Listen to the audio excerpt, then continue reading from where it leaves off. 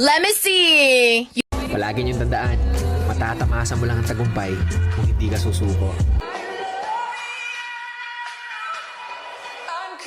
Huwag ka magpapa-apekto sa sasabihin ng mga nasa paligid mo kasi kahit anong gawin mo, meron at merong masasabi. Bumaba ka sa buhay, sasabihin nila naging pabaya ka. Umangat ka sa buhay, sasabihin nila naging mayabang ka. Walang lusot, meron at merong masasabi ang mga tao sa atin. Kaya kung ano yung gusto nating gawin, hanggat alam natin hindi masama yun, gawin natin ang gawin. Alam nyo ang mga tao, walang pakialam yan sa proseso kung paano nyo ginawa, paano nyo tinrabaho. Mukhang ewan ka talaga para sa mga yan sa umpisa. Ang gustong makita lang ng mga tao palagi, yung finished product. Ano yung narating mo dyan. As long as di mo napapabayaan yung pamilya mo, yung sarili mo, sa kung ano man yung tinatahak mo, banat lang.